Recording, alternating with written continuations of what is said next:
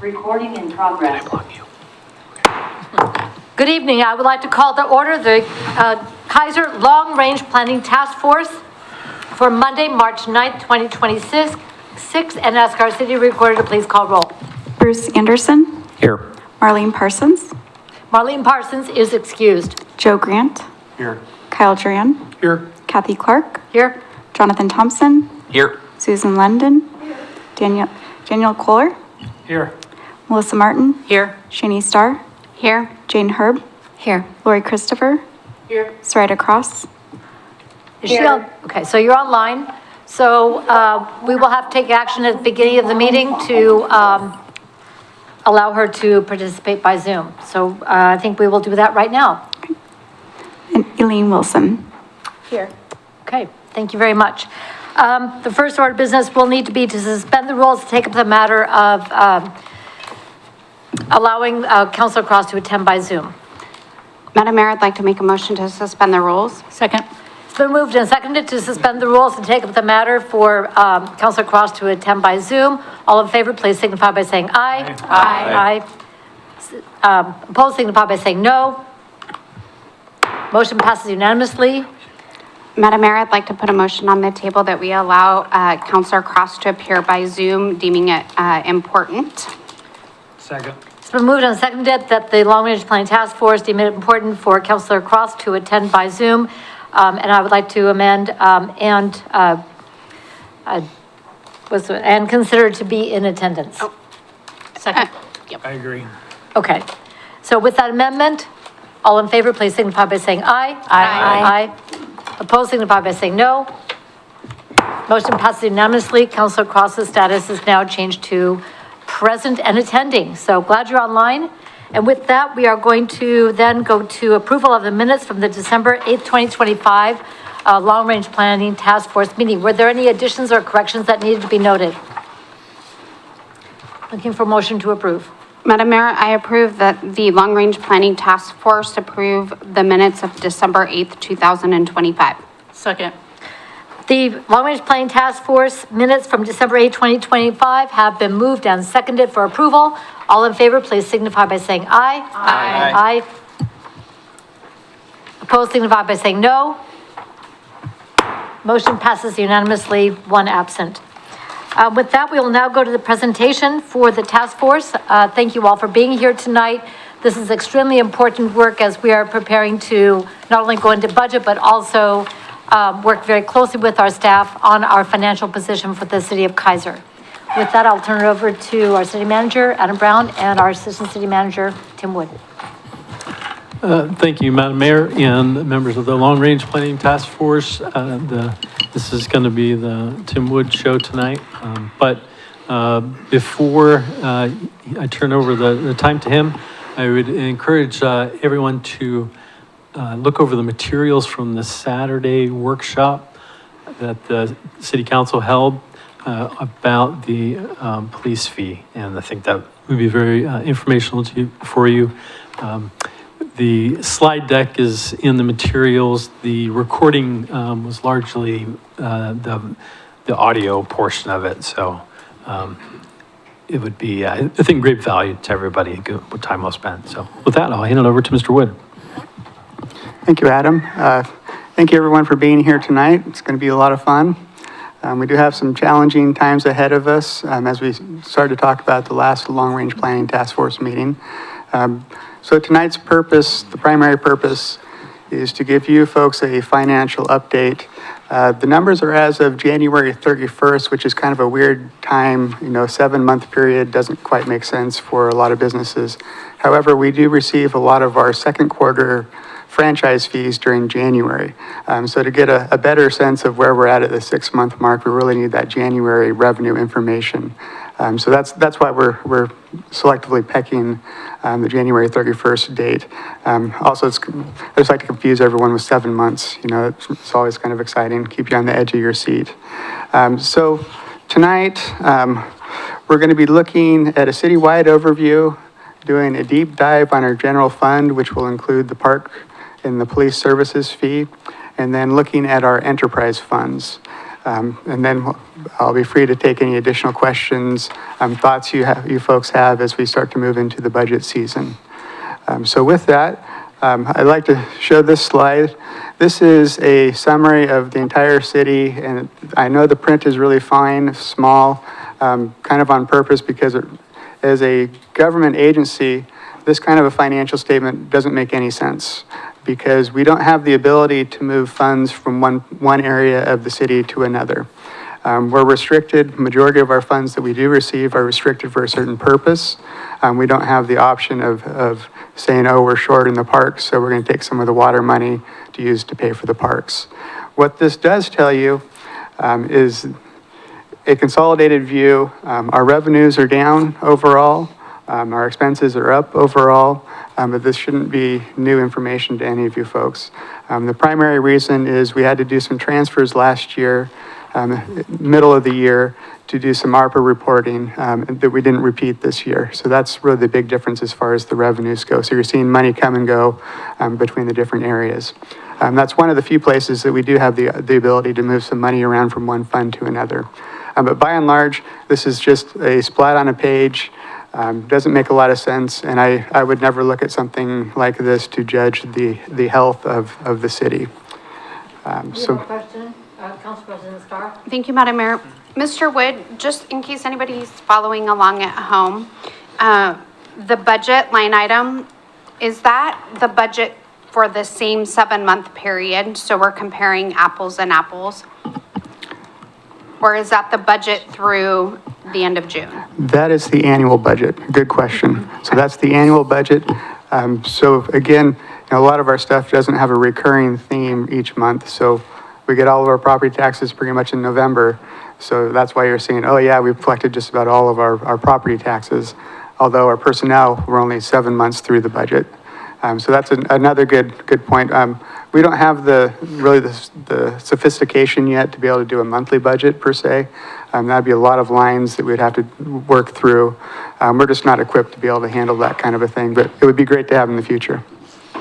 So follow up on that. So just to make sure it's clear, the budget column is for the full 12 months. The actual column in 25-26 is through January 31st. You are correct. Great, thank you. Great. Ms. Herb? Another follow-up. The actual on 24-25 is also for the 7 months? That is correct, yes. Okay, thank you. Apples to apples, Yeah. but not apples to apples with the budget, so a little confusing. Okay. Again, this would not be a lot of benefit for me as a finance director looking at the health of the city because there's so much that just gets parted out to the different funds that you have to dig into that specifically. Any other questions? Okay. So as I indicated on the previous slide, we are a little bit behind on our revenues in comparison to a 3-year average of the previous 3 years. And again, the vast majority of that is the transfers that we did for ARPA purposes so that I could report it to the federal government in the appropriate year. Expenses are also a little bit ahead of where we are in the last 3 years, and that's primarily staffing. We've probably in the best situation staff-wise that we've been in at least the last 10 years, if not the last 20. So that's a positive for us as far as being able to get the daily tasks done and the services provided to the residents.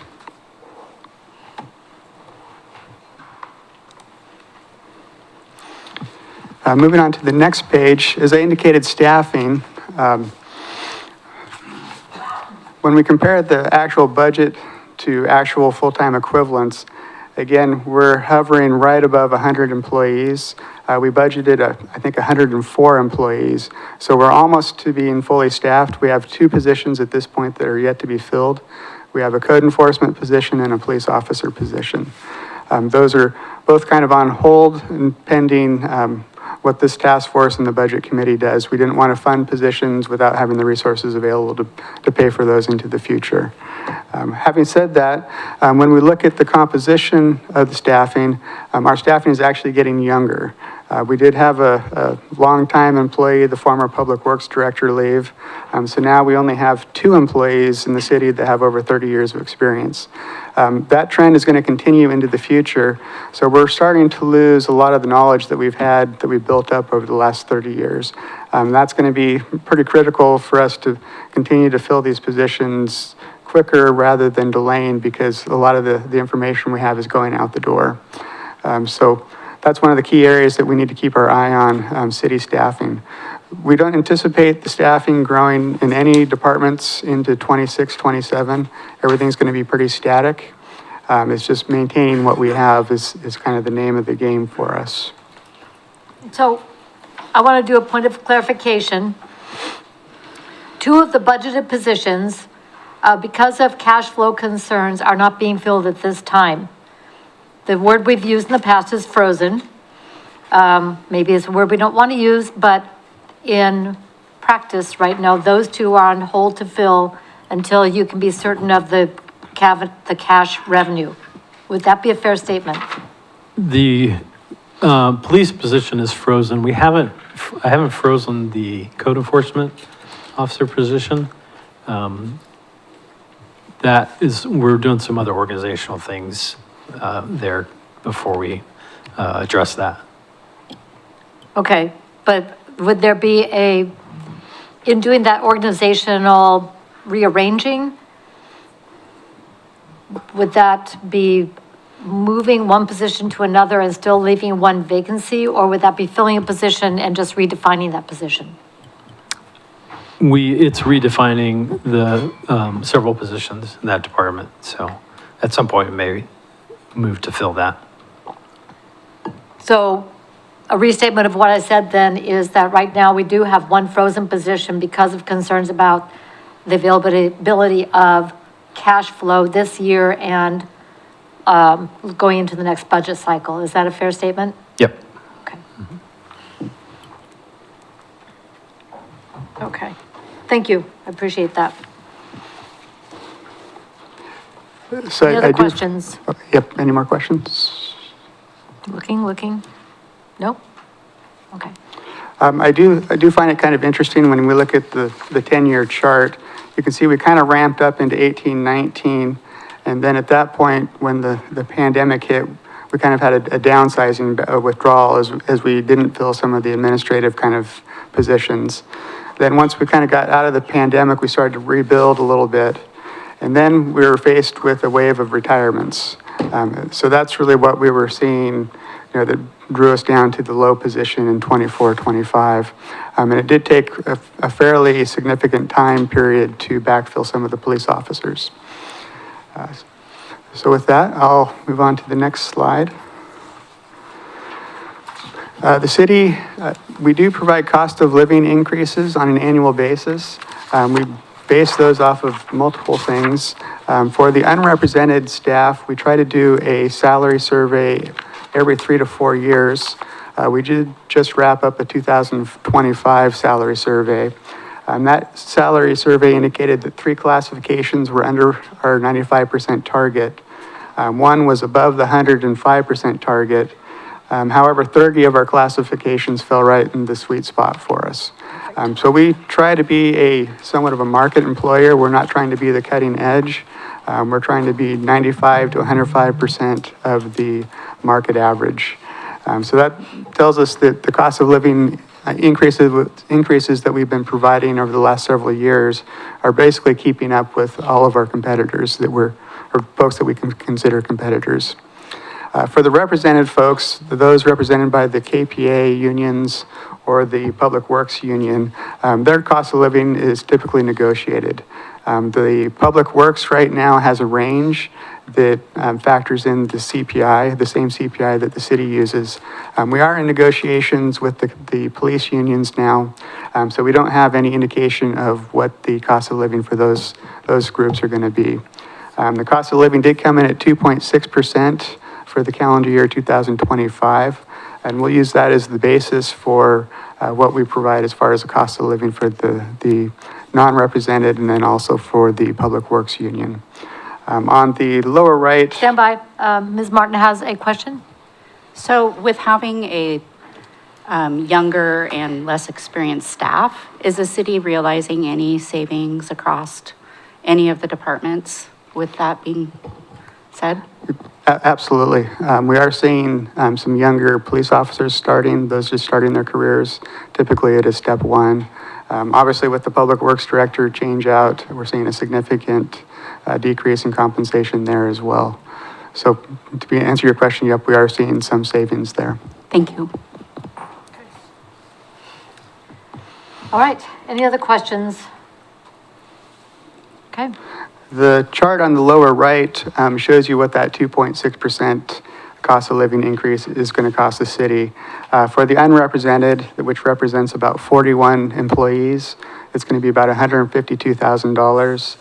For the Public Works Union, which represents 19 FTEs, it's about $48,000. So you can kind of put that in the back of your minds as we get to budget deliberations. okay. So moving on to the general fund, this is a little bit more pertinent, and I realize it's a little hard to see for some of the folks, but we can go through the line items similar to what we did at the last long-range planning task force. So property taxes, as we talked about before, we saw a positive. The assessed value came in at 3.7% compared to our budgeted 3%. That resulted in about $47,000 increase, so spend wisely. License and fees, which is mostly our franchise fees, so it's something you'd see on your utility bill, your electric, gas, garbage. We saw a pickup there. That's being primarily driven by electric, natural gas, sanitation, and then also sewer. The stuff that we control are pretty minimal increases for the year so far. The intergovernmental, we'll do a little bit deeper dive on this one, but this is something that we really need to keep our eye on. It's dropping about $100,000 compared to our budget, and that is primarily due to liquor. Well, actually, everything across the board for intergovernmental is down this year. So all of our sin taxes are not doing very well, which I suppose is good for the community, but bad for the community at the same time. So I would normally tell people to keep drinking, but it's not helping. Fines and forfeitures. Counselor, sorry, Mr. Thompson has a question. I was going to ask about the liquor, but you answered it, and I am making a commitment to you that Councilor Duran and I will do our best on the liquor budget. We are continuing to try to work on that, and we will continue down that road, so. I appreciate that. Just don't be on the road. Because yeah. Chief Copeland did not hear us talk about the road and the liquor together. So. I was going to say, we're moving on to fines and forfeitures, which is closely tied to the liquor tax. You're not getting a double whammy.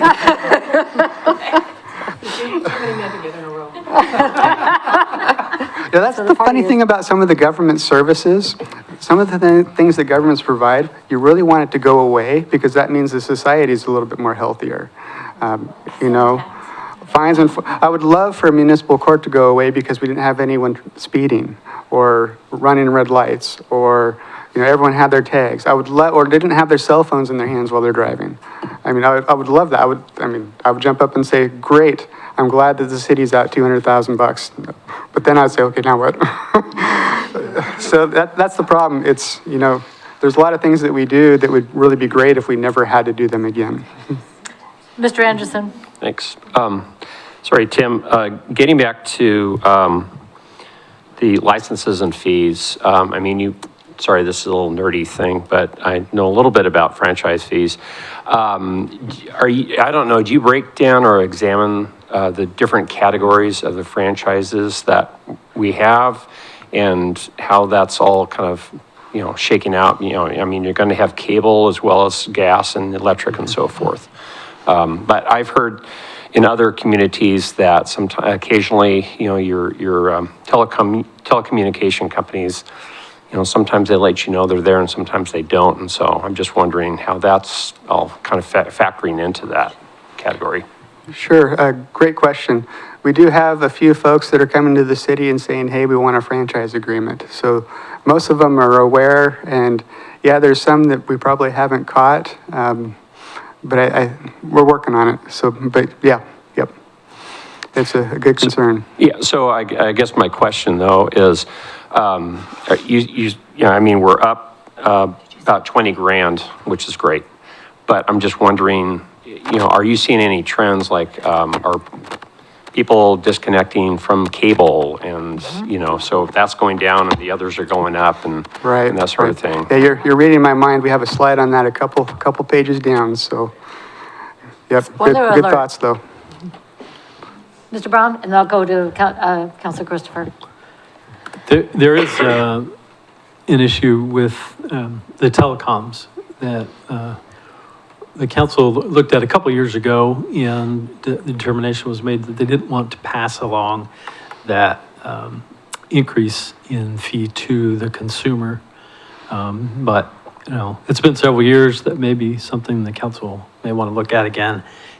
And at the same time, we've seen other communities go that way, and the issues become more clear surrounding whether those telecommunications can be franchised or not. So, And before I go to Counselor Christopher, along with that, we started that conversation, 2 or 3 years ago, switching from a franchise model to a right-of-way model. And there's recent discussions at the Federal Communication, FCC, Federal, whatever, Communications Commission, there we go, I found it, that they are also looking at changing the model under which cities can manage their rights-of-way. And one of the possible fallouts, and I'm getting a head nod from our Public Works Director, may be that we will lose the authorization to do that anymore under franchising. So this is something we've got to watch very carefully coming out of DC, because we're going to need to be able to respond, because it's important for the city to be able to appropriately charge businesses for doing private business in the public space and incurring public cost. So stay tuned for that fun and games. Ms. Blaylock, did you want to comment on that? You didn't see it coming? Yes, I've read that. Yeah. So that's something for us to be very aware of. It's going to change how we may have to do business after all. Counselor Christopher. Well, it's been a while now, but I didn't understand what you were saying when Bruce asked the question about the franchise. I didn't understand your answer, I guess, that you think people are sneaking in without a franchise agreement? A few years ago, City of Silverton was having that problem. When I worked for Northwest Natural, I got pulled into that whole issue with PGE. And the reason why they were having, excuse me, they were not letting, they had companies in the right of way and had not even let the city know. The city had no idea who they were. So therefore, they didn't have a franchise fee agreement. And so consequently, that's going to impact the city when, you need them to move stuff. So that's a problem. Okay, and the answer was, yeah, we think there might be some? Mayor, Mr. Lindsay? the attorney may. So, there's various levels of participation from companies that we try to make sure, we know who's establishing, facilities in our right of way. And so that isn't a big mystery if they're opening up the earth and putting in stuff, right? That's what I thought. But then sooner or later, some people will piggyback off of other people's infrastructure. And maybe a company will just rent out some of their infrastructure. And so that's where it becomes a That's problem. how, okay. Yep. Yeah. Bing, bing, bing.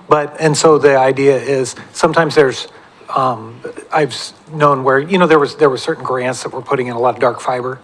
And then certain dark fiber was getting used, in ways at first that I think people were like, oh, we don't even know which companies are necessarily being, so you have to kind of stay on top of and audit some of the people. But everybody who has infrastructure, we have the ability to audit them. It's just, it's costly. And so you usually wait until you have pretty good indication and then you write a letter or whatever.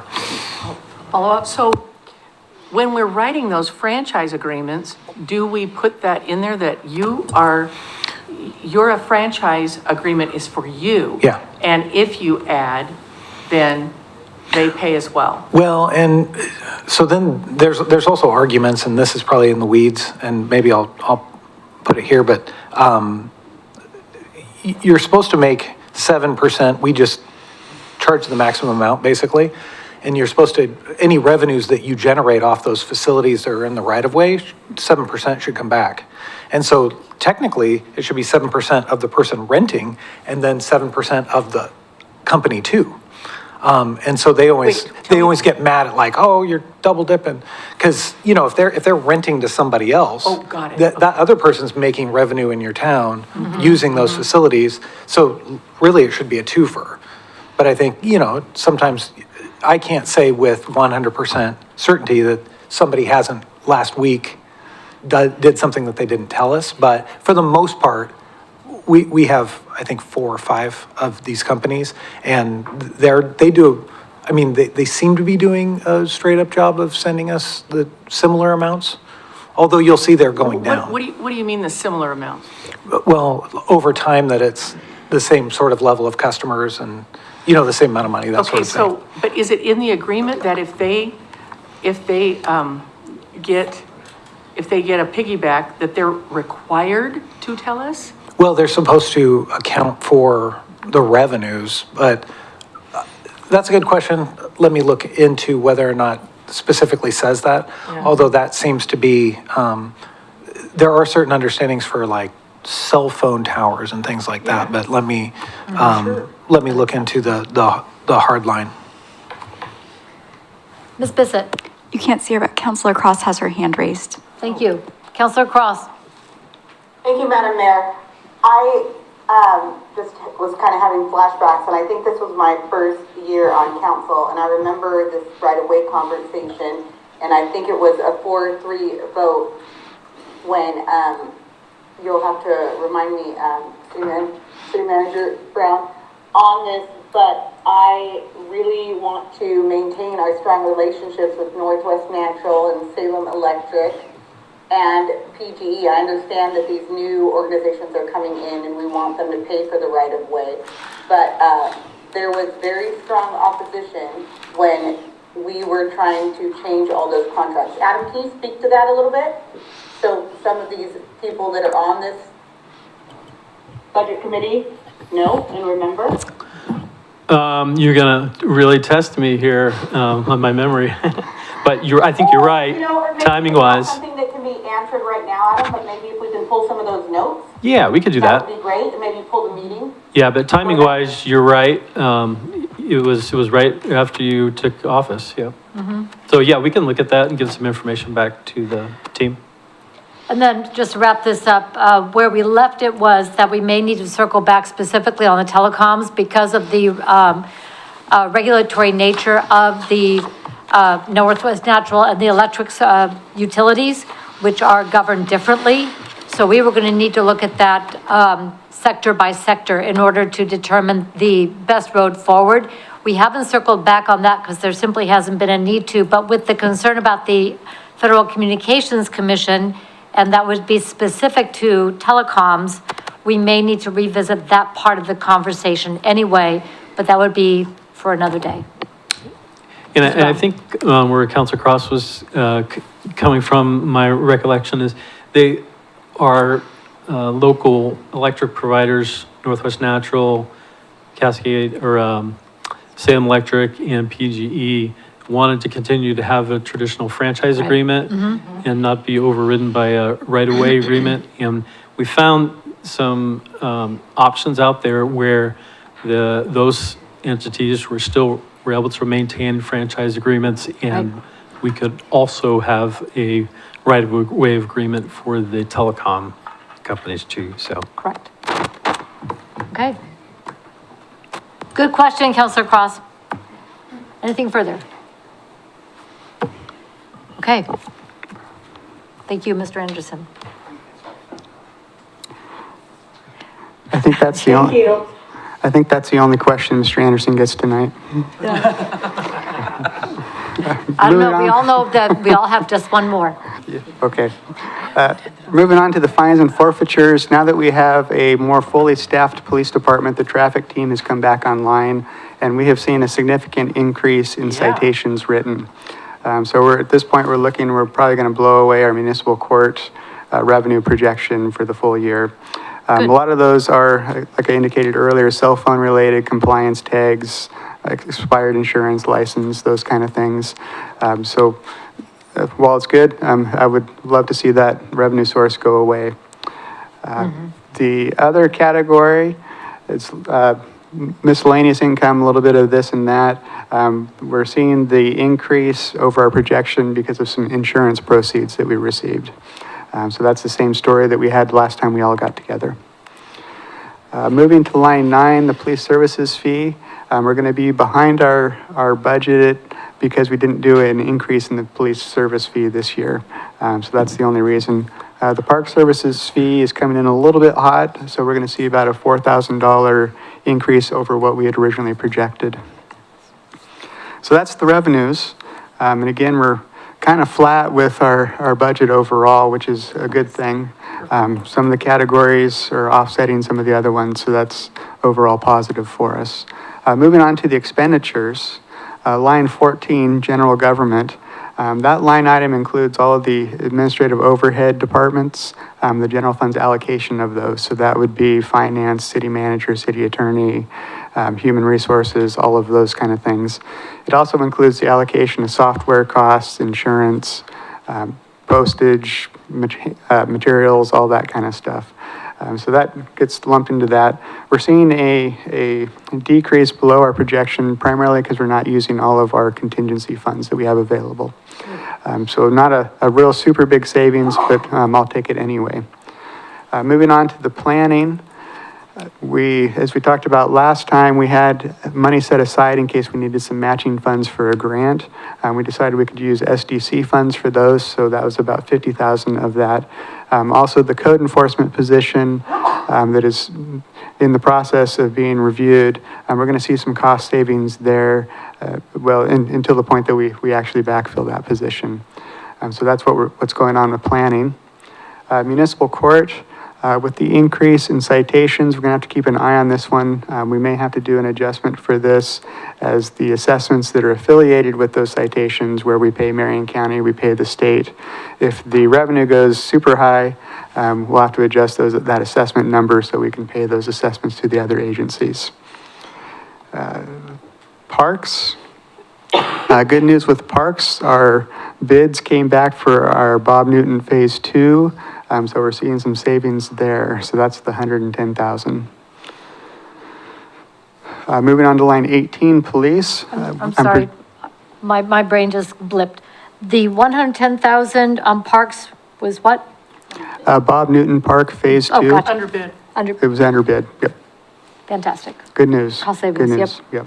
Thank you. So far, it's all good. Police line 18, we're about $250,000 under budget, and that is primarily due to the timing of when staff was added. So as we've added people through September, October, November time period, we had a little bit of cost savings up front at the beginning of the year for those positions. That will go away next year when we're pretty much fully staffed and have annualized salaries for some folks. The transient occupancy tax for about $25,000 below our projection. And we have some contractual stuff that we're still waiting for, primarily with the chamber. So that may catch itself back up by the end of the year. Otherwise, we're looking at least a $25,000 savings. Contingency, line 20. We're not planning on spending any of that. However, if there's something that does come up between now and the end of the year, typically with about 4 months left, there's not a lot that can happen. However, you just never know. Say that out loud. I know, right? Oops. Line 21, transfers out. I suppose the good news is I've been working on the PERS obligation fund. That's our retiree issue that we've been dealing with in the past. As we talked about probably a year ago, the initial estimate was about $3.5 million. We're actually going to need to borrow about $1.3 million. We're not necessarily getting out of some of that liability. However, PERS is going to bill us that over the next 20 years because they're really gracious like that. I'm working on the refinancing. sorry. I know. Yeah, we're, God bless PERS. Just like to slide that in. I'm actually working on the financing right now. We're going to have the loan opening, kind of a bid opening, March 17th.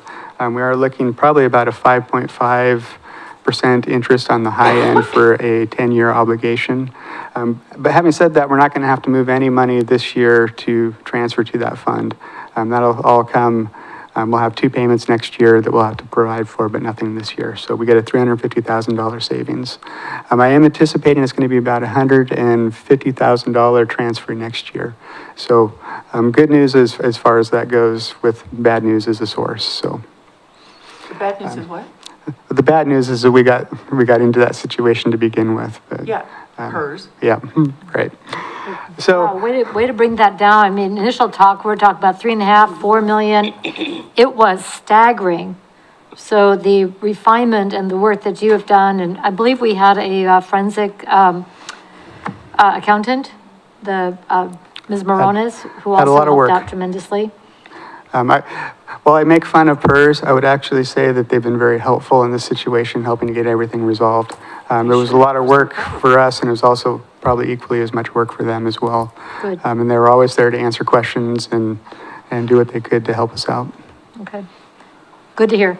Counselor Christopher. So the final number, even though, so it didn't come down from 3.3 to 1.5. It was deferred. Correct. Because, so what we had to pay up front was 1.3, and then the rest of the money, we'll still pay, Mayor. It's But- just over 20. Overtime, yeah, which is fine. But you did a good job figuring it out in the first place. But it was still PERS problem. It was a painful problem for sure. So the good news, at the very bottom of the page, the fund balance, the percent of revenue. We had actually budgeted 22%. We're coming in closer to 35%. That's good news for next year. It gives us a little bit of breathing room. However, next year is still going to be a challenge for the general fund. We have to make a decision affecting the general fund through this budget process. As we get to the pushed out projections, it's going to be an issue that we'll have to deal with. But this is one of the ways that we as a city, we don't just spend our entire budget if we don't have to. We put the brakes on as much as we can while still maintaining the services that we're providing. But that 35% is going to help us as we roll into the next year. Counselor Christopher? With the exception of sin taxes, and you've got Jonathan and Kyle committed to that, this is pretty good news. This is pretty good news. Compared to what I expected. Absolutely. It's less bad news. I would put it that way. No, let's put it that way, So- because we still have a frozen police position. So we originally anticipated a loss of $3.3 million. Our loss is now going to 1.7 million. So good news is, I guess, your perspective. Good-ish. Gooder. It's totally good. Gooder. Good or good-ish. Yeah. Good. All right. Now that we have parsed that relativism of goodish, baddish, we will then, any other questions on the goodish, baddish on page 11? Okay, please continue. So as we look at our revenues compared to a 3-year average, again, the revenues in the general fund are a little bit behind this year because of the transfers. We were moving money from the ARPA to the general fund to support the police department, so that I could report it to the federal government middle of the year last year. And we don't have that right now. So that's really what's driving that. What I would say is when you look at the July, August, September, October, you see next to nothing. That's the time period that we're saving that 15% ending fund balance for. That's where we need to have the cash in the bank to be able to meet payroll. If we don't have that 15%, which has happened historically for the city, we would have to go out and borrow money for those 3 or 4 months and then pay it back, and that's bad news. We did in our fund. Well, you're still paying interest, but yeah. But in the past, but we've had that financial policy for a very long time to maintain this 15% for cash flow. Also, if you get caught, something catastrophic happens, you don't have to then borrow more. because you've already taken care of the predictable. I like what Chief Adams used to say, if it's predictable, it's preventable, and this is one of those. Okay. So doing a little bit deeper dive, as we look at the taxes and assessments, mostly property taxes, in the upper left, you can see the current property taxes, we're up about 3.9%. That'll level out over the year and probably drop us down to the 3.7% range. Property taxes is just a little bit of timing. The prior year property taxes, those people who were past due, didn't make for whatever reason, we typically see about $100,000 every year. That's been pretty consistent since I've been here in 2006, so I guess 2009 is when I got here.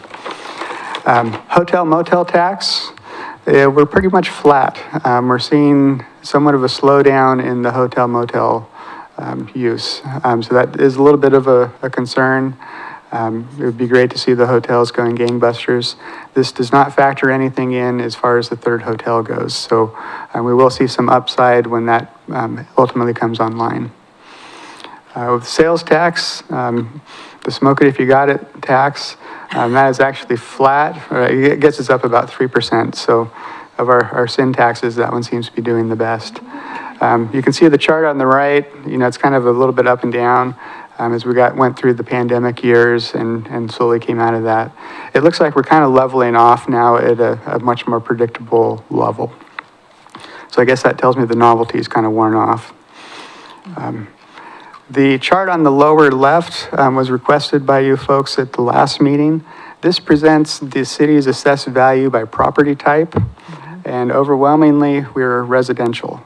And as Mayor Clark has indicated in the past, residential doesn't typically pay its weight as far as the services that it consumes. And next to that is commercial, 21%. And again, that, depending on how commercial is structured, it can pay its own way or it may not. Something like Kaiser Station, where you have a lot of space, a lot of area, typically doesn't pay its own weight. But if you get something that's really dense, like a downtown area where businesses are packed on top of businesses, then it typically does fare well for the city. So we have kind of two whammies out there. Anything we try to do as far as an operating levy would go, 75% of that's going to hit the residents, and 21% will hit commercial type activities. The other folks are almost rounding as far as the property taxes go. So diversity would be great. Industrial, we have next to nothing as far as industrial, and we don't have any industrial, which is another category. So that does present a little bit of an issue. That would be another driver of something that would be paying property taxes where they have a lot of machinery, equipment, a lot of assessed value, but not necessarily a lot of demand for city services. And then my chart at the lower right, I still appreciate this one showing the market value compared to the assessed value, and then the percentage increase that we're seeing. You can see since 2019-20, we're right at the 3% range, 3.5 to 4 range. I would anticipate, given the growth that we're seeing, we'll probably be pretty consistent in that area, probably forever. I don't anticipate we'll see major swings.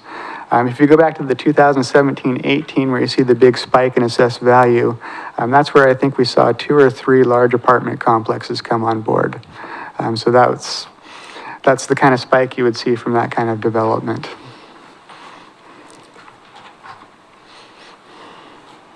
Any questions on this page? Okay, keeping up with you. So this is the deep dive on the franchise type fees.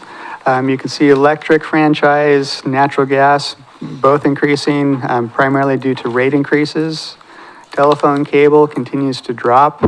Everyone's cutting the cord and going to alternate services. Sanitation is up as well. The water sales is up about 1%. Some of that is consumption. Also, there was a 1% rate increase, so that's kind of what you're seeing there. Sewer is up based off of the rates provided by City of Salem. Stormwater is up a little bit. The police services fee is up a little bit, and the park service fee is up a little bit.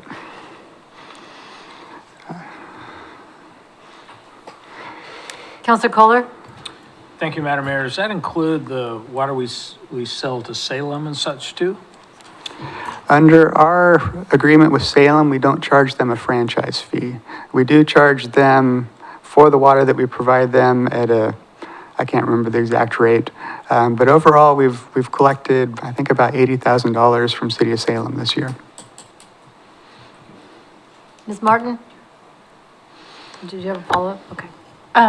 So within light of what's happening with Detroit and the possibility of them using a good deal of our water, how are we structuring the income that we might be able to receive because they're using our water? That is a good question. That's going to be really up to you folks when we start seeing the money come in. We're not anticipating budgeting for that. It'll have to be something that we'll have to do a budget adjustment for as we see the revenues come in. I haven't kept up with the last couple months of where they're at as far as the dam goes. But I do know we've done our testing and the system works, and we've identified how much we could give to Salem on a daily basis without impacting our service here. Follow-up? So we would tamp down if they were using more water than what we could provide, we cut that off. I'm just trying to understand. Oh, absolutely. Yeah. Okay, Yeah. great, thanks. You're going to have to. Sorry.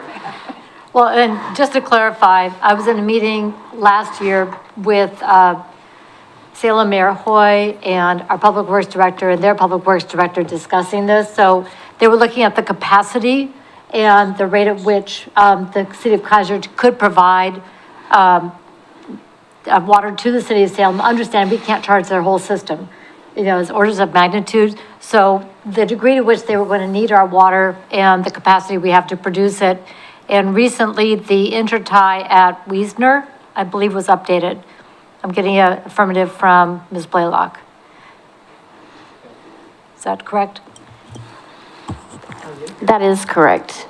When we did testing recently, we used Cherry and Wiesner pumps, and they got up to about 8 million gallons per day. Okay. Which is, I think they were looking between 5 and 8-ish, I think, for the city of Salem to make up the difference under those conditions. But my follow-up on the funds that we receive, because it's water sales, that those dollars have to stay in the water fund. They do not come into the general fund. Is that correct, Mr. Wood? That is correct, yes. Okay, yeah. Council President Starr. Thank you, Madam Mayor. Do we have, because I think that this is a deeper, more intense issue, potentially the water and the whole Detroit issue. Do we have anything scheduled, like a report coming from staff or a work session or anything like that? Just like keeping us updated on that. I don't want to get into it here, but I'm just thinking in the next couple, 3 months, because it's coming fast. Our staff met with Salem today regarding the intertie and the Wiesner station. So yeah, I would be happy to provide an update throughout.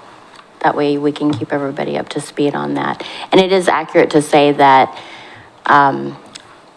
in the event that there is insufficient amounts, our customers are first. So I just wanted to make that clear. Thank you. Councilor Christopher. So where's that 80K parked right now? That would be in the water fund. So you've already put it in there? Mm-hmm. Okay. Well, I'm sorry that we're having these problems with Salem, but not sorry. That could help us a lot with water. Okay, anything else on that? We will be seeing in February, March time period, the big payments that we get from PGE and Northwest Electric. Not Northwest. Salem Electric. Yeah. The way their agreements are structured, we see a quarterly payment and then we also see an annual payment. So we always kind of hedge our bets until we see the big annual payment because that really tells us what kind of year they've had. That any time now. I'm kind of waiting. It could be tomorrow. No, just the estimate, the budgeted estimates, the number that's in there right now, because you don't know what Right. the Right, actual will right. be. Oh, that's prior year. Never mind. Sorry. Looking at the wrong column. One from column A, one from column B. Okay. Uh, Anything so- else? Okay. Moving on to the tiers and my beers. This is a deep dive on the intergovernmental. You can see liquor tax is down 10%. Revenue sharing, which is basically liquor taxes, are down about 2%. Opioid, our settlements are down about 17%. And then cigarette tax is down about 8%. So the whole thing is down. The concerning part for me is when you look at the chart at the lower left. In 22-23, we were just over 1.2 million. Now we're down to about 900,000. So that's a $300,000 swing in the course of 3 years. That's basically 2 police officer positions right there that we've lost revenue for. That we don't, I tell people to go out and drink more, but it's not helping. And then, as I've talked about on the opioid settlement funds, the chief and I do have a plan. We're going to start using those, we're probably using them already, for educational outreach kind of services. The revenue source is very erratic. First year, we got about 70, then it went up to about 80, and now it's dropping down to just over 40. The settlement agreements provide we have about, I think, 15 agreements in place, but it lets the folks on the other side of the agreement make multiple payments in 1 year, gives them the ability to skip a payment. So it's very erratic funding. So I'm not quite comfortable exactly where that's ultimately going to land. And it's payments over the next, I think, 19, 20 years. So we'll have to think of some policy of spend what we got, but not plan on spending what may be coming into the future. Treat it more like a one-time revenue source. I was about to say that because we talked about that recently, that we would handle it as a one-time because it is so unpredictable, rather than try to use it as an ongoing revenue source. So when we got it, we spend it as necessary, and when we don't got it, we don't. Right. Council President Starr. Thank you, Madam Mayor. Mr. Wood, I think you answered part of my question. It's a 20-year settlement. How many years in are we? We're about 3.5. 3.5. So if they want, right, those 15 agreements, can they wait and just make a balloon payment in year 20? I don't think that they can do that. I think if they pay ahead, then they can take a year off. I think that's more how I should have phrased it. Okay, thank you. Okay. Ms. Wilson. Thank you, Madam Mayor. Just a question. So we have about 50 contracts regarding the settlement. I know we don't know when you're getting, how much you're getting, is it sporadic, but how much based on those contracts are you expecting to receive at some point or total for those 20 years? Thank you. Do we have a total? That's a good question. I have not summed up. I can do that. Thank you. Yeah. Anything else? So I do have one, actually. With the declining revenues from liquor and other revenue sharing, sometimes when the state is calculating these funds, not 100% of them go into the formula for the sharing. I'm thinking specifically of a couple of funds where interest and other fees are taken off the top before the distribution is made. Is that happening with these funds, to your knowledge? I suppose, well, when we talked last time, there's also a warehouse being built by OLCC. So I think the initial estimate was 60 million-ish, and that estimate has jumped up to about 150 million. So they are withholding some of those proceeds that would have gone to cities to be able to construct that warehouse. So the answer is yes, they're skimming off the top before we get, I don't believe you guys have to go out drinking. We now know where the money went. Wait. Don't take our excuse All away. the- Moderation. It can be an and. Yes. Yes, Ann. So to clarify, that's on the liquor revenues and shared revenues. Yes. The opioids, Yeah. no, I don't, No, they're not. I'm sorry, I shifted gears on you. I was going back to the liquor, and that shared revenue, because we are seeing that decline. And I've been at some of our local, watering holes. Everybody's doing their part, which is why I didn't quite buy that this is simply, now I know that there are trends nationwide that show a decline in the consumption of alcohol, and I get that, but not to this extent.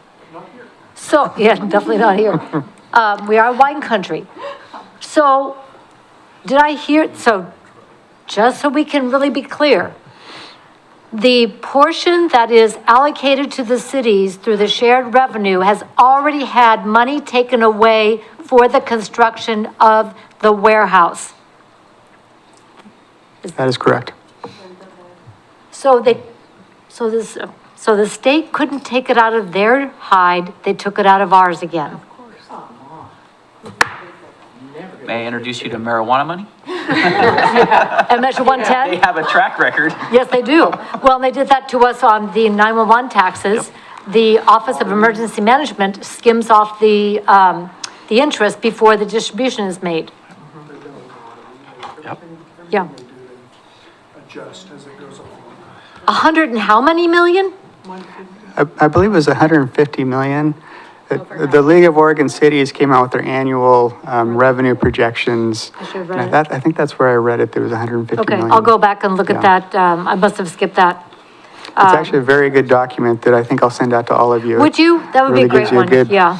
It's a nice read. Okay. Yeah, this is one that had not occurred to me that they were doing that, but I didn't read that. I should read everything from the league. It's always very helpful. All right. Well, that's annoying. I would Okay. agree. So as we talked about fines and forfeitures, and again, the chart at the lower right shows you just the big uptick in citations written. So we're heading back to our normal range with a fully staffed traffic department. So that's positive. And again, we're already, we've almost hit our budget for the year at 7 months in. So good news there in a bad way. Good job, chief.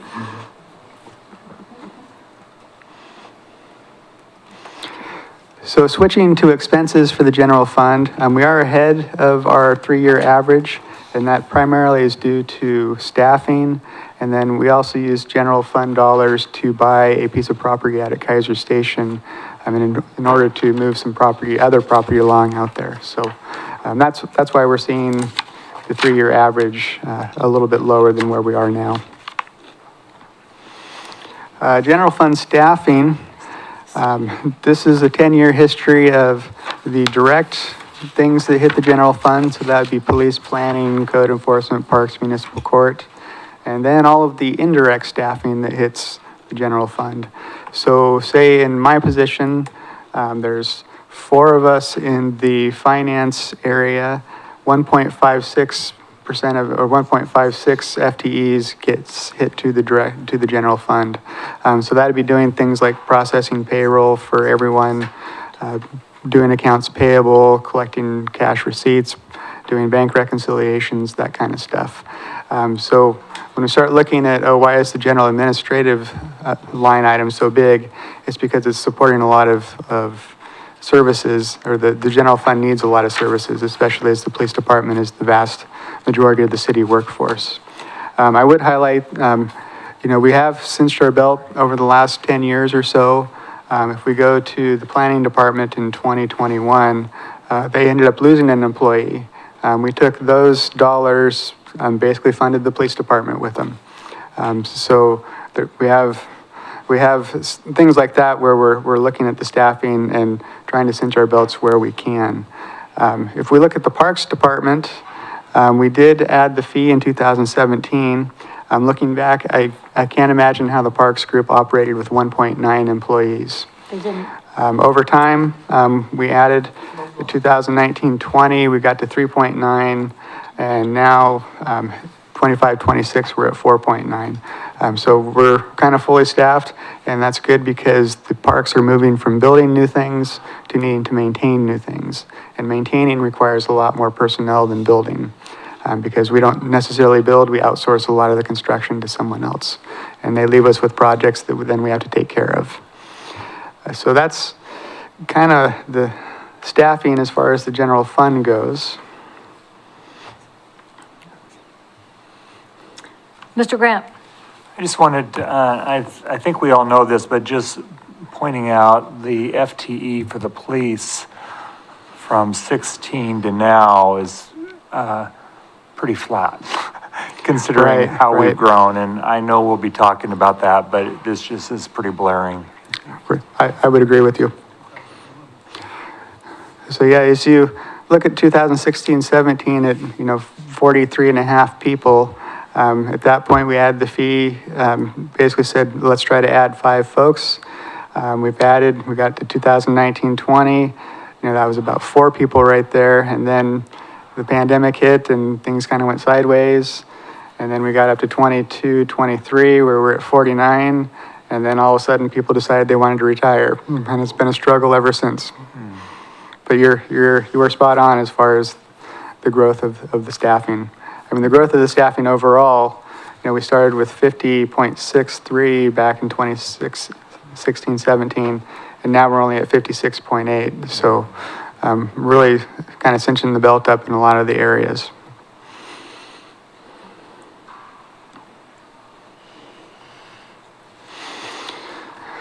So moving on to the big financial projection. Again, good news for the 25-26 column at the bottom. We're starting off with 35% ending fund balance, which is a good spot to be in. The challenge is when we get to 26-27, we're looking at a $2.6 million loss. When we get to 27-28, that jumps to 2.7, and then 28-29, it gets to $2.4 million loss, and then 29-30, we're hit at 3.5 million. So that's the challenge, and that's, as we look at the 26-27, sure, we'll be at 20% ending fund balance, but we have to do something because the next year we're at 3%. And that means we're back in the situation where we're gonna have to start borrowing dollars. So this is kind of the assumption that we don't really do anything at this point. There's obviously been talk about the police fee. We're gonna need to talk about the park fee. And then I think once we resolve those issues, we'll be in a much healthier place going forward. I think that's all I really have to say on this page. Any questions or comments? So again, this is the kind of the funding mountain and cliff that we've been looking at. Perfect world, this gray area, it would line up with the blue so that our ending fund balance meets our reserve requirements. In order to do that, we need to get these orange to go back up positive. So that's the math game that I've been working on. We've all been working on for a long time.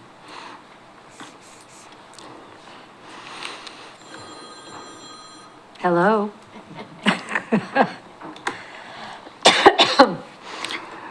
So as City Manager Adam Brown indicated, that we did have a police task force meeting Saturday.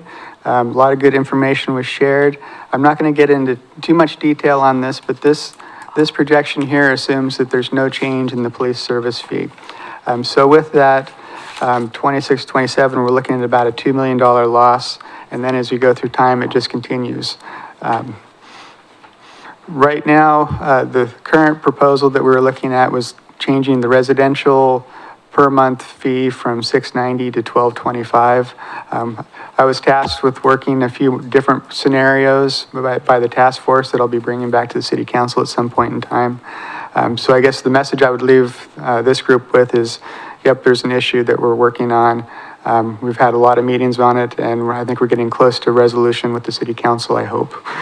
I think we're in a good spot, so.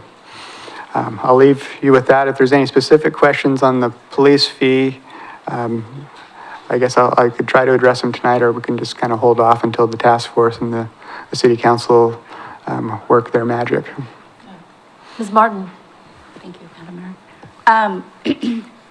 My question is, we had talked at some point about maybe increasing the amount that commercial businesses were paying as opposed to the financial, or to the residential residents. And so my question is, are we still going down that road?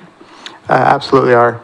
The current model that we're looking at is going to restructure the fee with some kind of a calculation to increase the allocation to the commercial type properties. Thank you.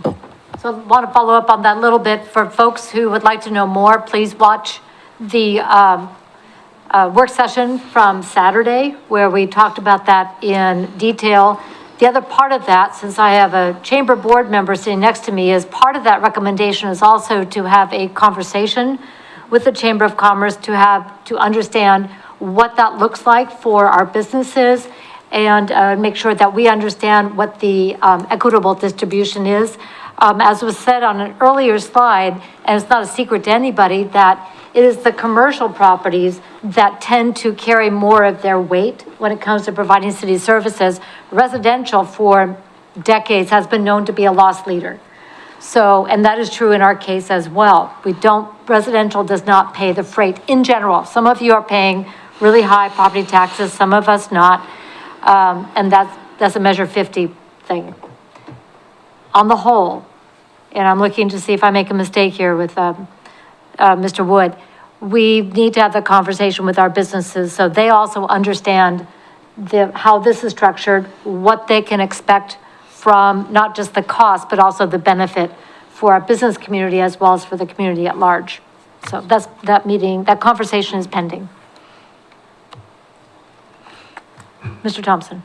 Thank you, Madam Mayor. We look forward to the conversation, but I also personally have been a vocal advocate for the fee model versus the levy model because businesses pay levies twice. We pay fees once, we pay levies twice. And I see from Tim's chart that personal property taxes are a rounding error in the city budget. They are definitely not a rounding error in my business. So it's a little different scale problem. But yeah, so I think you're all very much on the right track with a fee rather than a levy. And I will also reiterate that 10 years ago, when we had the conversation around the police and parks fee, the Chamber of Commerce was involved and did endorse the police fee wholeheartedly. Because A, we needed to unfreeze those 5 positions, and B, the Chamber had done their own analysis of what the needs were for being able to pay for police services, which resulted in that letter of support, which I have lovingly cherished and is still with me. But that was a very important part of the holistic conversation. I'm glad we're going to be able to circle back and do that again. Councilor Christopher. Thank you. And at the same time, Jonathan, it's been a nice 10 years, but I'll tell you, as we start to go out and talk with our community, I have yet to have anyone say that we did a good job or that it was fair that I'm paying $6.90 and Target is paying $6.90 a month. So there will be dramatic changes, and it will definitely impact business, but it's definitely going to impact us as residents as well. But the bottom line is, and what we're tasked with doing with public policy is, what is the fair and equitable way to distribute the problem of funding our police department? And that's what the council is working on now. But there will be dramatic changes because police are a have to, they're not a like to. Absolutely. And, I know you know this, I'm preaching to the choir, but there is also not an unlimited amount of money in the business. We don't have a money tree in the backyard, so we can raise taxes or fees on business and we all pay them because there's not. Well, we get it. Yeah, so I know you do, but just, I just don't want people to see it as we're just going to we're just going to feed the big guys and our problems are solved. Well, no, the goal is that we have a methodology absolutely that is fair and equal. Absolutely. And we all share in the cost as well as the benefit of our police department. Absolutely. Exactly. Okay. Okay, moving on to the park services. So last year, we asked for about a 25% increase, and we ended up settling with a 12.5%, which we're very grateful for. So as we factored that into the projection, basically that sets us up pretty well for this year's funding. And again, as we get down to line 10, capital outlay, you're going to see a fairly significant savings there because of the Bob Newton Phase 2 savings. As we roll into the future years, though, we do have somewhat of an issue going forward. Right now, this projection does not factor in any kind of a increase in the park services fee. And basically what we're doing is slowly whittling away our capital money. So next year, we're able to do about 400,000 if everything pans out, although our capital plan requires about 525,000. So we're gonna have to start prioritizing unless we decide that we want to move forward with some kind of a rate increase. The problem continues to get worse the farther out you go. So 27, 28, 235,000 compared to a capital requirement of 525,000. Like I say, it just keeps getting a little bit worse. So we're gonna have to either prioritize what projects we work on or consider a rate increase. If we do consider a rate increase and we say, hey, we really think the capital plan needs to be accomplished, we're really looking at about a 20% rate increase for the next several years. And that was similar to the projections that we've been putting out the last couple of years. So shouldn't be a big surprise. As we move to... Hang on, Okay. not so fast. Would people be interested in see what indexing looks like? When you're looking at the parks fees, so we have options to discuss? Yes. Yeah. Okay, so as we're preparing for the next budget, would you have the two options of flat and indexed, please? We can do that. One of the things I would caution, when we do an index, we have to make sure that the base is right. Because if you index something like our property taxes where the rate was way too low to begin with, we're never going to catch up. So there may be a year or two where we have to have a large increase so that we can get to a more normal 3 to 5% indexing. We just have to find that base amount that we need, so. Right. But that is kind of what we're looking at. So looking at the capital plan, next year we're looking at Country Glen, moving the play structure there. We also have several other things, replacing mowers, a gator, a truck. Depending on where we land and how much dollars we have available for capital, we'll probably either be able to do Country Glen and nothing else, or the other three and not Country Glen. Just realistically with 400,000, assuming that's what we end up with, that will be the decision that we'll have to make through the budget process. Or consider increasing the park service fee. Council President Starr? Thank you. Can you, repeat the Country Glen or the other three? And what are the other three things again? The other things are a little bit smaller. Oh, down there. Okay, thank you. I was thinking, okay, thank you. And we'll have to do that process for all of the years into the future, just to make sure that, work with the Parks Committee to make sure that we get the priorities right. Yeah. Question? Ms. Herb? Thank you, Madam Mayor. On the replace 2020 zero-turn mower, it's on the 26, 27, and on the 27, 28. Is that a different mower? That is correct. Okay. Yeah, we got two. Okay. One of the things, looking at this list, I got to hand it to our Parks Department. We're going to replace a 2007 truck. I mean, that's been with us almost 20 years. If you look under the 28, 29, we're looking at replacing a 2002 truck. The stuff that we buy, we're getting our money's worth out of it. Good. And the mowers, they just get the living daylights beat out of them. So, Councilor Christopher? Why are we moving the play structure? I don't know. I don't know the details on that one. I know we're moving it and putting in a better one. Which one? Country Glen. Country Glen play Why are we structure. moving it? Oh, it's being moved, because I just see play structure. Was that a replacement or a movement? Okay. He's both things. Sure. I'm not sure if it's being moved or just being replaced. I can follow up, though. Yeah. Actually, we have somebody from the Parks Board. Can you come on down and clue us in? Come on, Lisa. But we can't make you repeat yourself. No, at least if I'm history. Hi, I'm Lisa Jacob, Vice Chair of the Parks Board. And I was just looking at the handout that we got from Robert about this when I was going through some papers. So I saw it yesterday. That's why I know it's not, I'm not just a weirdo. Well, okay, I am a weirdo. But, they're moving it because it's really close to the street. road. And so if people are there, I mean, they have to either hover over their children and not allow them to play freely, and keep them from running into the street, or let them learn their lesson by letting them run into the street. It's a walking path away from the street. Yeah, Oh, that's a little close. It's a dead-end street. yes, but people don't always pay attention You'd be to. surprised at that park, how much traffic there is. I walk there every day. Absolutely. Um, And they so- think they're gonna go somewhere and they just get to that cul-de-sac at the very end and then they're not happy and they drive faster leaving, so. Anyway, so yes, we're replacing it with a better one and we're moving it so that we don't smush the children. Okay, anything else? Perfect. Any other questions for Mr. Jacob?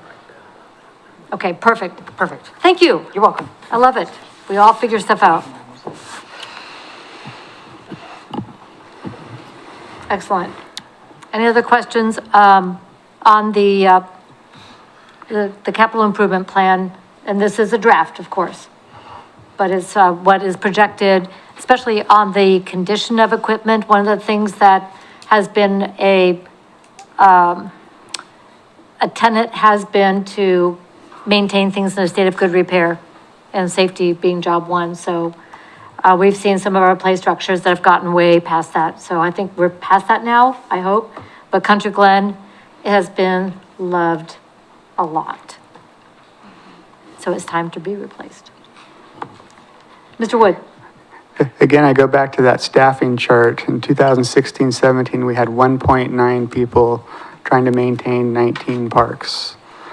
I don't know how they did it, but, Hired summer help. Yeah, oh yeah, we mowed it. We had some. so that kind of concludes the general fund discussion. Moving on to the water system. This is another area where we typically see increases or things that the budget committee has control over. Really not going to go into too much detail. This is just an overview of the water system that you can enjoy at your leisure. I'm always just amazed at the miles of water line. So 131 miles of pipe out there. Who would have guessed? Also, this is what I was reaching for everybody's reading pleasure, you should have gotten this in the mail on our water system, so, make sure that you share that and read it, and it's got tons of information. The quality report for 2025. Ms. Martin? Kind of getting back to the whole Salem using Kaiser's water. And I'm looking at the pump stations and the wear and tear that excess water usage is gonna have on are we considering any kind of like surcharge to the city of Salem to account for the wear and tear on our things? At this point, I'm not aware of anything, although, I mean, that's an option. We do have an intergovernmental agreement with them, so that we may have to reopen that if we were to go down that path. But we do make quite a bit of money off of the water sales to them, so. Mr. Brown? And then I'll come back. This might answer that question, is they did pay for replacement of some of the infrastructure at the, near the Cherry Avenue Station, so they have, To get it ready. yes, and that's what was tested, is the reconstruction of that system, so, so they are taking responsibility for their part of the system too. Follow up? Thank you. And it's not, I just want to clarify that I'm not opposed to making sure that Salem has water. I just want to make sure, because Salem's pretty good about charging us for the usage of their things, and so I want to make sure that we are receiving what we need to ensure that our needs are met for a city, as a city, that's all. Thank you. Fair. Good point, well taken. Yeah. So moving on to this slide, this kind of shows a comparison to other entities. I spent about an hour and a half, 2 hours trying to find a city that has lower water rates than the city of Kaiser, and I couldn't find anything. So my challenge to all of you is if you find a city that has lower water rates than Kaiser, let me know. This is just a small list of the ones that I was able to find. But if you can find anything out there, I would appreciate it to figure out what they're doing that we're not. From a rate increase, we're kind of operating under the 2012 Water System Master Plan. That plan basically said, yeah, expect 4 to 5% increases until you're done with the plan. So we're kind of getting close to wrapping that up, 20, 31, 32. If we're truly on a 20-year plan, should be about the time that we're done with everything. The good news is, as we look at what that plan called for, we're basically paying for capital improvements. We're operating with the pay-as-you-go system where we identify a certain amount of water line to replace. We make sure that we charge enough through our water rates at the time to be able to pay for that. There's different methods that we could pursue in the future. If we said we don't want to increase rates, then at some point, we'd have to say, okay, we're going to issue a bunch of debt to be able to pay for a large project, say $3 or $4 million instead of $500,000 to $1 million every year. So that's a different model. We've just been operating for the last 15 years under the idea we're going to pay as we go because Kaiser has typically been very debt averse. But that's something that's up for discussion. The biggest piece that we're still working on is the water replacement project. We're taking all the steel water lines and replacing them with ductile iron pipe. We're probably 80% done with that. That's really the only remaining pieces that we have left. There was talk of adding a reservoir and pump station, but as Bill Lawyer indicated, the previous Public Works Director, we probably don't need that because the demand isn't there.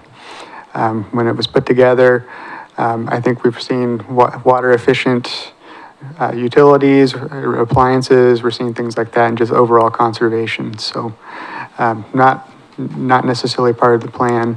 However, again, with the water system, capital outlay is kind of the name of the game for us. We have enough to operate the water system. However, our dollars available for capital outlay are diminishing fairly quickly. When we look at the requirements for the water system, we don't have a 15% ending fund balance. We do try to maintain 60 days cash on hand. So that gives us basically a billing cycle for the entire city to be able to have enough dollars available to pay employees, that kind of thing, if the water all leaked out, I guess. So with that, we are anticipating that we're going to come in fairly well. We're going to have 96 days of cash available at the end of 25-26. When we get to 26-27, however, we're going to be down to about 68 days. So we're going to be right at the threshold. That will provide for about $500,000 of capital outlay, although our requirement's closer to $1 million. So we're going to be able to do about half of what we anticipated.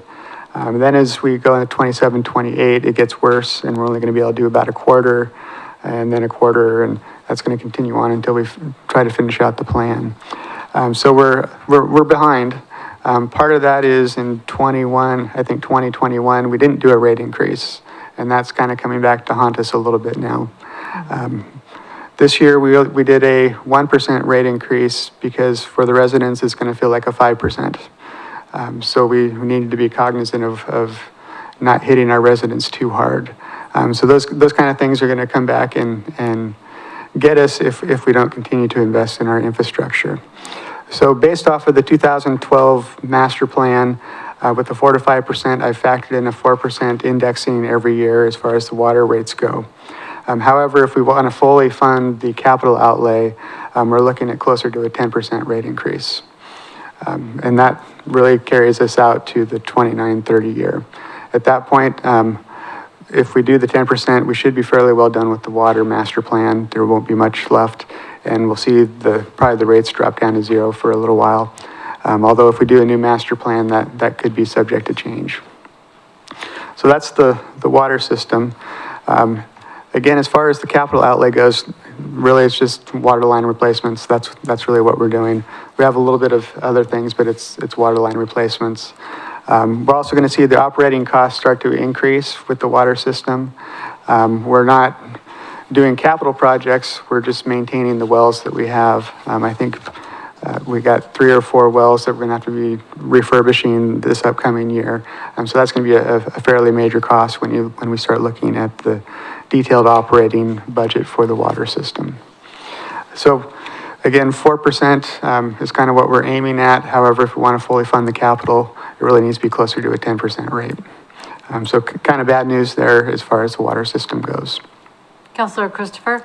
So if with the 4% increase, we continue with water line replacement, however, it may not be as much as we had hoped to do within the year.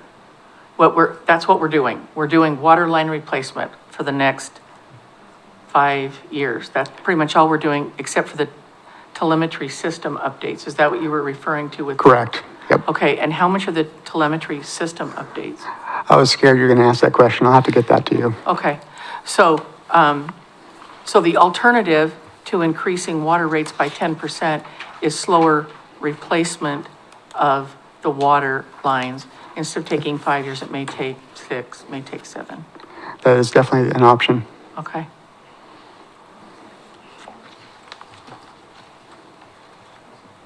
Okay, and then when we're looking at the water system replacement and the state of good repair, which is something that has been one of the hallmarks of the Kaiser Water Department, we're gonna have to look at what that would mean in terms of any risk, and also if we have any systems that are going to be at risk for failure, because that's always more expensive.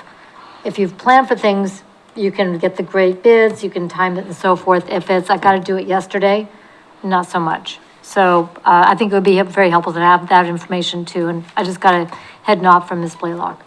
So we'll have a better idea of what that looks like. Okay. One of the things we've been able to do is save our ratepayers a great deal of money by keeping things in a state of good repair. Okay. All right. Moving on to the stormwater system. Again, not going to go into a lot of detail. Just 78 miles of pipe underground, which just always fascinates me. So again, stormwater fee, we were anticipating that we would have increases. Well, when we put together a plan several years ago, we thought we'd have increases as we learned more about the system that got turned over to us from Marion County. We didn't really feel a strong need to do a lot, so we set the rate 2017, and it's only increased once or twice since then, basically because we didn't feel like we needed to. There wasn't anything really pending that we felt like we had to do. When you look at the monthly billing rates, again, we're at the bottom of the list. I couldn't find anyone that was lower than us, so again, another challenge to you folks, if you can find someone that has a stormwater rate lower than City of Kaiser, I would be delighted to figure out what that is. Just be thankful you don't live in Portland at $40 a month for stormwater. Councilor Kohler? Thank you, Madam Mayor. How does the cost of the swales and that type of groundwater facilities we have figure into this? We have some maintenance in those things. Is that how that works out? And is that cheaper in the long run for us than having a stormwater drain? I'm not an expert, but I would think yes. Maybe I'll direct the question that way. Ideally, yes. The green infrastructure that you're referring to, maintenance-wise, is, and I think looking at, like the contracts, just very generally speaking, we do about 10% of our storm lines also the pipe that's underground. We do that by contract, cleaning and maintenance. That versus the above-ground contract and maintenance, which also includes right-of-way. The above-ground is less, so we get further on those than we do underground. But I could get a breakdown of that if you're interested. Just curious. Because as I understand it, we went away from putting in below-ground piping years ago in favor of the above-ground stormwater vegetative facilities, except unless it was absolutely necessary for some engineering reason. Is that correct? Yeah, DEQ actually requires permittees such as the city of Kaiser to prioritize the green infrastructure whenever possible. So you actually have to prove through engineering a technical infeasibility to go a different direction. Okay. Mr. Brown?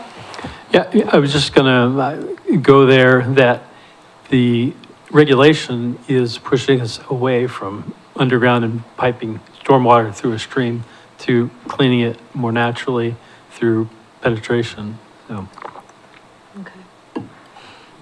Follow up? Like parking lots that will drain themselves. Are you referring to like a pervious type pavements? Yes, yeah.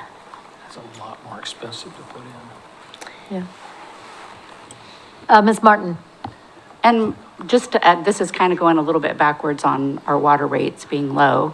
Is part of the reason why our water rates are lower than other cities because we have wells as opposed to, okay, thank you. Yeah, the biggest piece why our water rates are so low is we're basically just pumping it out of the ground. We do next to no cleaning. When you pull water from the surface, from rivers, streams, you got a lot of cleaning to do before it gets to the residents. So we're very much beneficial. So I suppose if you look for other cities that have wells, kind of a system, it might compare to us, but I'm at a loss for who those cities are. Bend, Ben's Wells? and their water fee is $8. They're right where we are. But they're high Okay. desert, so those wells ain't gonna last for very long. Right. Yeah, I periodically checked in with the previous public works director, so how's the water supply going? And he kept saying, yeah, we got at least 40 years, so I'm like, okay. Well, maybe. Everybody still keep on conserving because it's valuable, Right. especially when you're pulling it out of the ground so clean. And one of the things we also don't do is chlorinate because it is so clean. So, again, read your report. Don't start. It's very, very much a trade-off, though. We Chlorinate. do have high mineral content in our water. Don't go there. So that can present its own issues, so. We'll save that debate for another day. Okay, we'll just pit you two together and, all right. All right, back to stormwater. Yeah. So we have one of the lowest rates that I can find, but I'm now gonna go look at Bend. I'm sure they're gonna be in the money with this, so. So as we talked about last time, I apologize profusely. I am apologizing profusely. We've had a major miss with the stormwater fund. We operated for many years thinking, oh, we don't have anything that we really need to do system-wise as far as capital outlay. So we had many years where we didn't do a rate increase at all. We were keeping status quo, cinching up our belts as we could. Unfortunately, we have identified a fairly major issue, about a $3.5 million issue, that there's no possible way we could increase rates fast enough to be able to address. As you recall, last year, we started off with a 25% rate increase, kind of knowing that this was coming, and we ended up with a 3%. So even with the 25%, I'd still be apologizing profusely for this miss. I was not aware that we had this issue until last year at about this time. So with this, as we look at 25, 26, we did push it a little bit as far as the capital outlay goes. I'm anticipating we're going to be at about 33 days of cash on hand at the end of the year. So that's a little bit of a pause point for me that we need to figure out how to get back to 60. The bigger issue is as we move into the future years, we have $0 for capital outlay. Zero, we have nothing available. And that's, again, I appreciate you folks addressing an index last year. We have an index that we use that'll range between 3 and 8% on any given year. However, it's probably not going to catch us up quick enough. As we look at 2930, we're getting close to 53 days. So again, as I indicated earlier, we may have to look at this and say, okay, we need to adjust the base and then index from that new base to make sense. But having said that, if we do have the $3.5 million issue that we're going to have to deal with, and at this point, we're going to have to go out and do some debt. So what is the issue? It is the Willow Lakes Estates Storm Drain Realignment Project. That area, we basically have our storm drains running through everyone's backyard. At one point, we had talked about doing this over about a 3-year period. Talking with the city engineers, we think that if we do it all at once, we'll be in a much better spot. We'll have some cost savings because we're not calling crews out multiple times. We'll just do it and be done with it. So we need to move the storm drain from people's backyards. So we'll be putting in a new line and basically filling the drains that we have in their area. Follow up? Thanks. So are you going to bring that to, are we going to talk about that more and determine how we're going to do that? Like, how much money do we save if we do it all at once, or if we spread it out over a period of time? I know that, I would just like to know Sure. what that looks like. So is that going to come to city council? Absolutely. Okay. Yeah. And did we not know we had sewer drains in people's backyards? I don't know the timing of it all. This is, again, storm drains, so not. I mean, storm drains, Yeah. sorry. Like I say, this caught me, I apologize profusely last year at this time. I was not aware that this issue was out there, and I don't think the Public Works Department was aware of it as well. So this definitely snuck up on us. Huh, okay. Mr. Brown? Yeah, I can confirm that this was a shock to the prior Public Works Director, maybe a year and a half, 2 years ago. And the fact that we had to, that it could fail at any time. And that's if it fails at any time, it's something we have to address immediately. Yeah. And then, yeah, we'd have to do an interfund loan or something. Yeah. Follow up? So where are we moving the lines to? That part I don't know. Ms. Blaylock?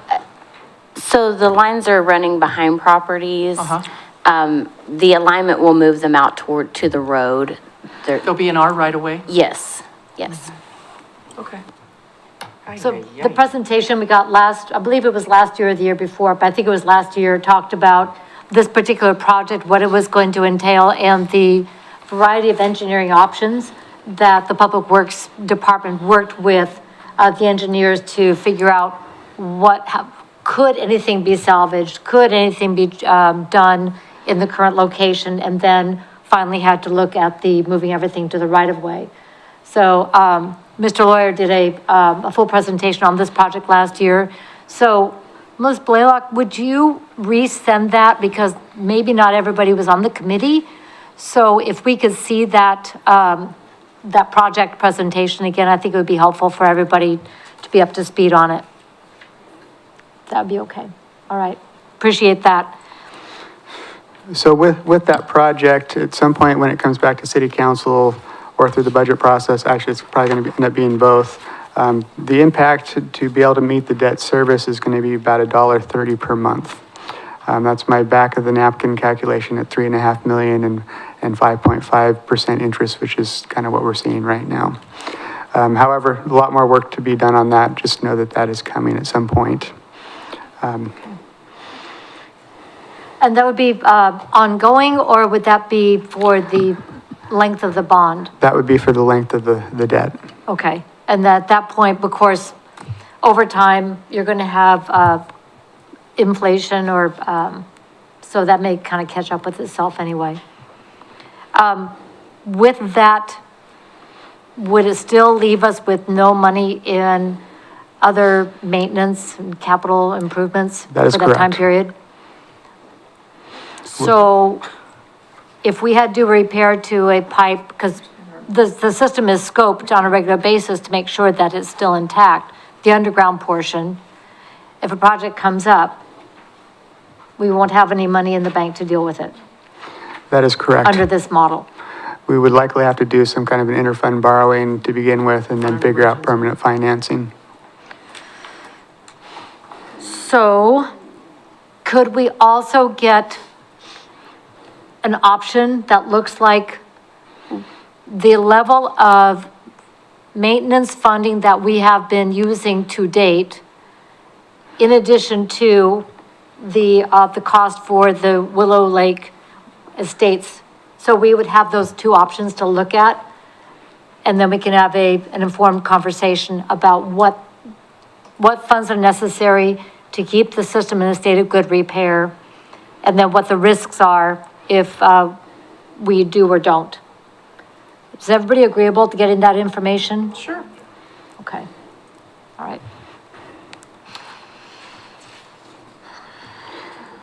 So I suppose this is kind of the summary page of what we've talked about tonight. I consider this kind of the shopping cart of services for Kaiser resident.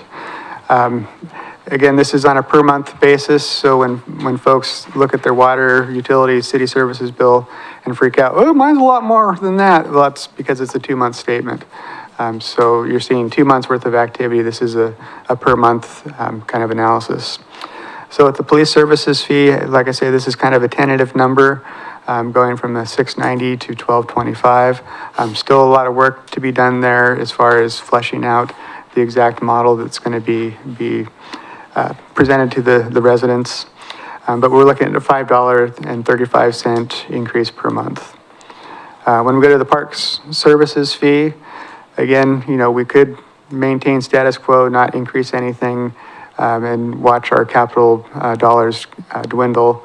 However, if we wanted to fully fund it at the 20% increase, we're talking an additional 90 cents per month for a resident. When we look at the water, the 4% increase is about 70 cents a month for residents. If we want to fully fund the capital outlay, we're looking at another $1.05. And for the stormwater, just based off of the indexing, we're looking at about a 39-cent increase. If we want to factor in the debt that we'd have to issue, the debt service for that big project, we're looking at about another $1.30. So overall, at this point, we're looking at about $9.69 increase per month for Kaiser residents. And with that, that's kind of the end of my presentation, so I'd be more than happy to address any questions. Counselor Christopher? So the water, we indexed that, right? We do not index. We have to come back to the budget committee and get approval through that process. But last year, didn't we index the water? We did not. Did we index stormwater? We did index stormwater.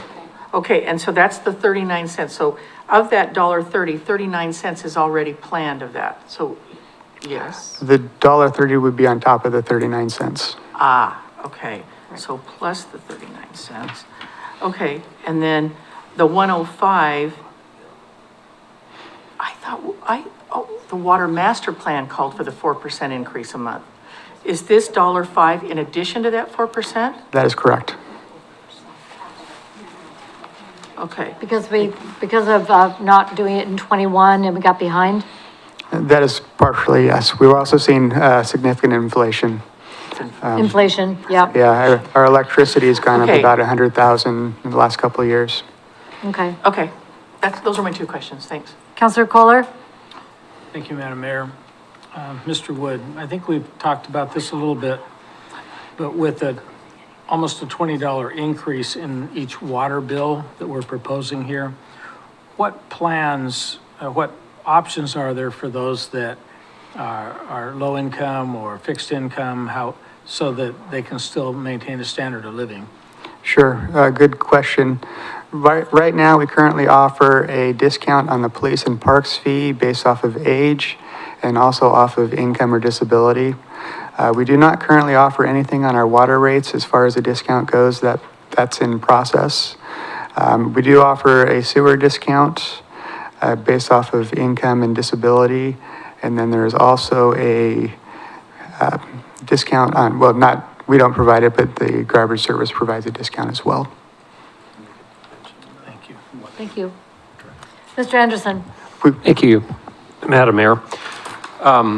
So I've got maybe a rudimentary couple of questions here, Tim. So, because I have not been tracking some of the whole discussion and so forth regarding the police services fee, but so is that the proposal that's going to be on the table? Not quite yet. We Okay, still have to be some work to do. determined, right? Yeah. Okay, all righty, thank you.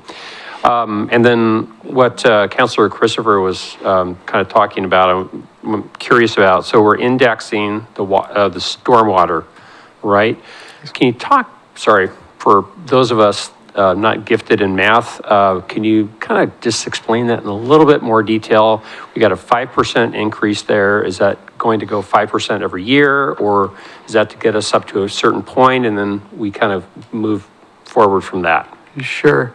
So the discount is similar to what we do with our system development charges. It's a combination of two different things. So basically, we look at the change in vacant land in Kaiser. We look at the market value change, and we use that as half of the factor. And then we also look at I believe, a construction cost index. So the idea is, a construction kind of related index, and we're applying that to the stormwater to say, okay, we need to build this kind of stuff, so we're using that as an index. We would calculate that every year and then apply that percentage to the rate to increase it or potentially decrease it. So yeah, there is a negative downside to potential indexing, which we have seen in the past. So historically, with that index that we're talking about, we've seen between a 3 and an 8% increase. Okay, all right, thank you. Ms. Herb? Thank you, Madam Mayor. Tim, so is this slide including the already calculated in the change as far as charging businesses different levels than residential? Is that already baked into this? Still would go up even if we change that structure so that businesses are paying a higher amount? That 1225 was based off of one scenario for the police fee. That's the only one where we're currently talking about changing the structure of the charge. So for that does include a change in the structure, the fee structure, charging businesses more. Having said that, I was asked at the workshop on Saturday to present a couple different options. So that may not end up being what ultimately gets approved by the council. So did I hedge my bet enough? Yes, thank you, understood. Okay, all right. But I think in all fairness, it's in the ballpark of what we saw. So if you guys will go back and look at the police fee study that was presented and those slides, it kind of walks through some of the different options. And, but this is probably close enough for the conversation right now. It's not going to be wildly different from this, given the current cost for police services. One number that stuck in my head was that a police officer with all the stuff, the salary, benefits, equipment, et cetera, is $231,000 a year when it's all in. Was that pretty, yeah, on average? And that's, yeah, I'm looking at Chief Copeland. That was an accurate recollection. Awesome. Mr. Brown? And I would say that it is also $25,000 less than any other of our comparable cities, that $230,000 cost. Exactly. So on the police, the parks, the water, and the stormwater, we're significantly below all of our comps. So that's something also to bear in mind. Not that it's a bad thing to be below all of our comps, it's a good thing. And there's a reality of what things cost. Okay, any other questions on this slide? Okay, you got a lot of them, I'm sure, but anyway, Councilor Duran. Well, I think people need to understand that we have the lowest tax base too of any comparable city our size. So they're saving on their property taxes, but now our fees are going to be catching up a little bit. Right. And still below the fees that our neighboring cities are charging. And I did get one question from somebody on Facebook about, well, what about contracting with Marion County? And I pointed out that Marion County also instituted a public safety fee that started off at $12 per month per household and has gone up from there because it also costs them to provide the additional services for public safety. So even the counties are doing this as well. So I want to point that out. Ms. Martin. I just want to make a comment also. I did read through the presentation, and if we were to do a levy, it would be at $1.30 per thousand, which at a $500,000 home would cost residents $650 a year.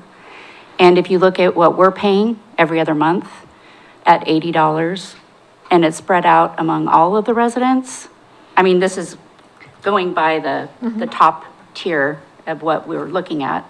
It is so much less expensive, plus it's stable funding for the police, the parks, water, sewer. It's just, I know that there's some heartburn because it doesn't connect directly to police. Stormwater, people have issues with that. But at the same time, when you look at the actual cost, not only to the city, as far as putting together a campaign, and then what happens if they lose. So that's all I've got to say. Thanks. All right. Other comments or questions? So my closing comment is thank you to all of our staff members, Mr. Brown, Mr. Wood, Ms. Bissett, Mr. Cleaver, Chief, Mr. Witham, and Ms. Blaylock, and Mr. Lindsay. You and the teams that work with you have done a masterful job of making sure that you are extraordinary caretakers of every dollar with which you're entrusted. There was a comment made somewhat with tongue-in-cheek, but I think is highly accurate. A few weeks ago when we were talking about a grant, said, well, we spend other people's money well. Yeah, you do. You really do. When we get a grant, but also other people's money is the taxpayer money, every dollar that with which you're entrusted. We strive to spend well. And I would ask people who have questions or comments who are not here tonight, who have questions or comments, please talk to us. We are your neighbors. We are the ones who are looking out for the dollars that come out of our pockets to provide services. And so I would ask, engage us in conversation. Let us know what you're thinking and what's important to you as we are a city. So huge thank you to our entire staff. And thank you to the members of the task force. You asked for extra meetings and you showed up. Is it the extra? Has this been useful for you as we're getting ready for budget? How exciting. Yep. Okay, so I'm getting head nods from around the room, which is great to hear. Great to see as well, that this is important for you to show up and be involved. Mr. Wood. Again, I want to thank all of you for being here tonight, taking a night out of all of your busy schedules. Next steps, we'll take your feedback, some of the questions that you've had here, start rolling it into the budget process. Budget committee meetings, May 11th, 12th, and if needed, the 14th. We've typically done it in 2 nights fairly comfortably for the last several years, so I don't anticipate we'll need the 3rd night. Just pencil it in just in case, because you never know. And again, I appreciate all of your folks' efforts, and I appreciate the challenging questions that you have. And my office door is always open if you want to come talk finance. It might be a long conversation, but it'll be fun. All right. I'd like to thank you all very much. The time is 7:55 and we are adjourned.